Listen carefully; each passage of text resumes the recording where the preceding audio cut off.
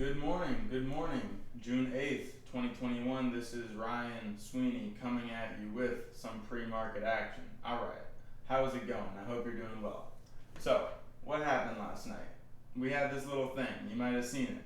There was this little outage that got everybody scared about our cybersecurity. You know, they couldn't access their favorite websites. Apparently, the UK government even got a problem with it. So, it seemed like that was a little bit of a shock in stock futures. Oh my God, they dropped a whole 200 points on the Dow Jones. Well, of course that got ate right back up, and right now we are sitting positive on the S&P 500 by about 0.2, flat on the Dow Jones, up 0.5% for the Nasdaq. Now, oil 0.5% lower, although it was down about 1% earlier this morning. Gold and silver, we're actually catching a bid not 15-20 minutes ago, but now they're under some pressure, and we'll get to what seems to be driving that as well. Gold down about $4, 0.2%, silver down about 1%, and let's start there. I mean, first of all, this is nothing. I mean, I pulled up a 20-day chart of gold and silver, and this looks very normal to me. It's possible if we drop down like 2% on silver, that's when I would look to add to my silver positions that I have in a multitude of silver mining stocks. Now, it was the trade data that came out at 8:30 that seemed to be the driver of this movement in gold and silver to the downside.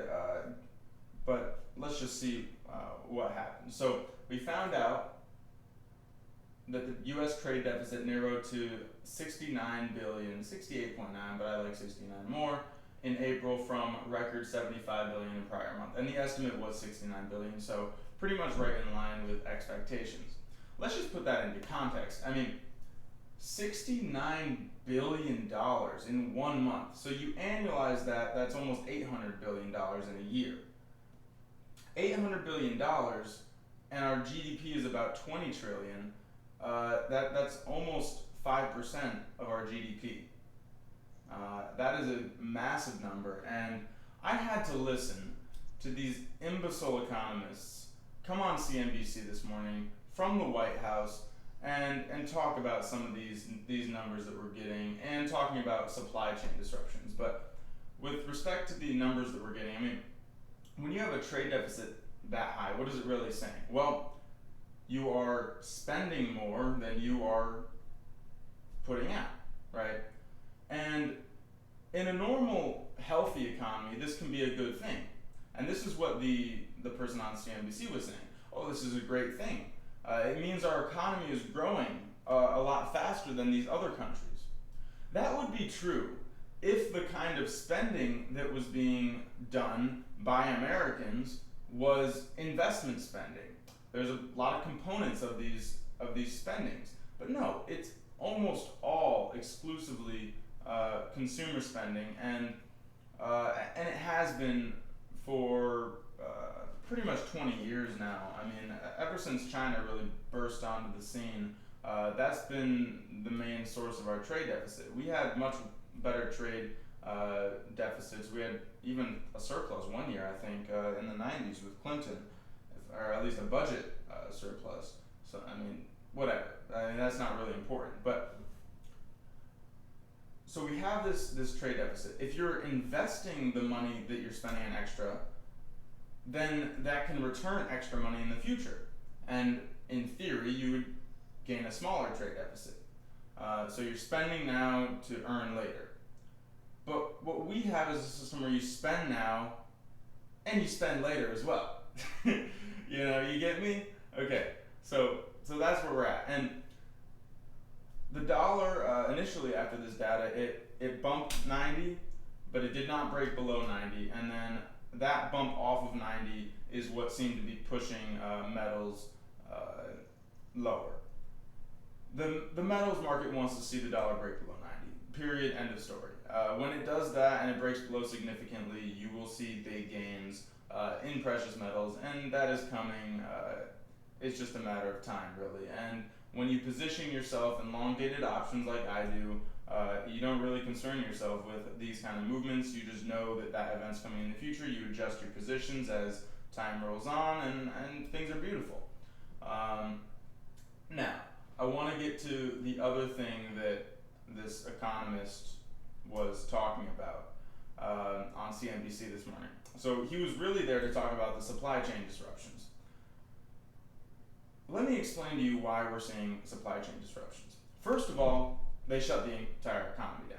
I mean, how are you going to have efficient movements of supply chains when you have a completely shut down economy for over a year, and an economy that still isn't being allowed to open up to its natural state? Okay, that's the first thing. Second of all, you have massive inflation. I mean, to see people try to explain the rise in lumber prices, for example, which have gone up absolutely astronomical amounts on simple supply chain disruptions, which are maybe tariff based, and who's buying them and blah blah blah. I mean, this is all bullshit. It's all noise. It's inflation. Period. End of story. We are seeing record amounts of inflation being created, inflation like never before, or money being printed like never before. And this is very, very simply why you are seeing this kind of movement in all prices across the board. And it's, of course, mixed in with what I was saying with the lockdown. Because if you just print money, that's just spending. You know, there's no production naturally being created. Now, the economic theory follows that some of that money goes into investment and blah, blah, blah, and I'm sure some of it does. You do get a temporary high from these kind of spending things, but they always come back crashing back down. Okay, and who's really getting to do the spending? I mean, we're throwing a $1,400 check, which we spend in a freaking month, retail sales bump up, and then they're gone the next month, of course. You know, and this is the game that we're playing. I mean, we're taught the absolute opposite of what is the truth in the economic realm of things, and it makes me sick because I see people suffering as a result of these higher prices. I mean, I know people that build houses. I know people that utilize steel, lumber, and all these different commodities. I mean, all of us do in every day because of the way that everything is connected in today's world. Okay, so we are the ones that really pay the price for this inflation, and I get that some companies are suffering too, but ultimately, if you had an open economy and you didn't have monetary inflation, you would not be seeing the supply chain disruptions that you're seeing today. That's just how it is. But look, the supply chain disruptions will continue. Okay, there's no doubt about it. They will be used along with the price of crude oil, with events in the Middle East, to artificially hide the price of inflation. Right? They will convince you that there are these certain economic factors, and they will create enemies such as China or Taiwan or any of these other countries producing product X. They will create these scapegoats to convince you that it is them at fault for the inflation, rather than the global inflation by every single central bank on earth, coordinated and planned out so far in advance that you really can't even imagine it. Okay, I think that is enough for the video. On a side note, crude oil is almost positive now, which is pretty astounding. And gold and silver are a little bit off their lows. Gold almost flat, silver down 0.65%. All right, so what am I watching today? Again, I'm eyes glued to the dollar, seeing if it's going to break below 90, and waiting for that to happen, and trading accordingly. I mean, if we get big bump ups in the dollar, that's opportunities to get on the short end of the dollar in many different ways. The stock market benefits from a lower dollar as well, so that's why I'm long the stock market as well. 10-year is showing a little bit of fear this morning, and I guess that was off of this event that happened. I don't know. It could just be a technical movement. I mean, let's get in a little longer. I mean, it is a little bit concerning to see the 10-year dropping the way that it is, but and yields across the globe are dropping right now, at least in the last day. So we will keep our eyes on that. If it breaks below that 15 level, I'm watching ticker TNX.